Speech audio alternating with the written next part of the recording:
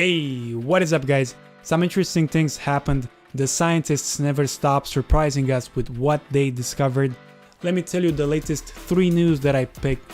Let's start this week in a positive manner. Number 1.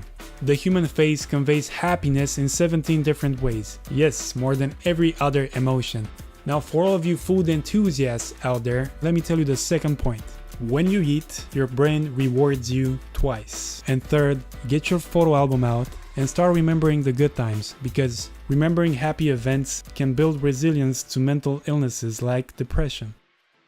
Let's start with number 1. To express emotion, humans can configure their faces in thousands of ways, but across cultures only 35 expressions get the job done.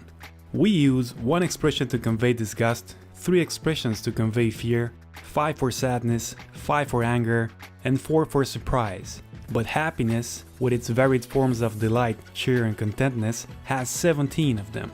Happiness acts as a social glue and needs the complexity of different facial expressions. This was a delightful discovery because it speaks to the complex nature of happiness. 17 faces for happiness, more than every other emotion. Let's use them more often. Second news. The feel-good hormone dopamine is released by our brain twice when we eat. Thanks to a brain scan using a technique called positron emission tomography, the scientists could see exactly when dopamine was released.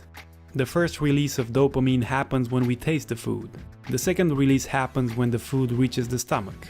If eating is something that you're into, now you can say, I can't help it, the reward is double. And for all the chefs out there, if you want to make your greatest recipe ever, now you know, you also have to taste with your stomach. Third thing that I want to talk about, this was a study made on adolescents. Almost half of Western children had traumatic or stressful events that raise the risk of depression. Mental health is a serious subject that needs more attention. 2 scientists at the University of Cambridge are doing their part. Due to their life histories, 427 people with an average age of 14 were considered to be at the high risk of depression. The scientists looked at the responses participants gave when asking questions about recent life events, bad memories, but also happy ones. The participants that recalled the highest number of specific happy times and fewer negative ones had lower levels of cortisol, a stress hormone linked to a high risk of depression. It seems that the simple act of remembering the good times can help us build resilience to depression.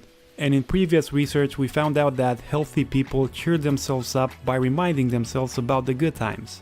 As this study shows, creating happy memories can build self-esteem and be a great help to draw on during tougher times, which is why it's so important to build children's resilience from a young age.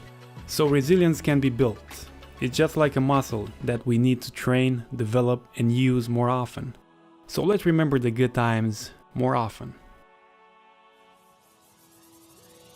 And you've just been updated with the latest news in science. Now there's a social media phenomenon that's very popular right now. It's called the 10 years challenge. My challenge for you guys is to remember the good times in the last 10 years. You have 17 ways of expressing that. Till next time, if you want to be updated with the latest science news that are relevant to our day-to-day lives, click that like and that subscribe button. Thank you for watching. I'm gonna see you guys next Monday.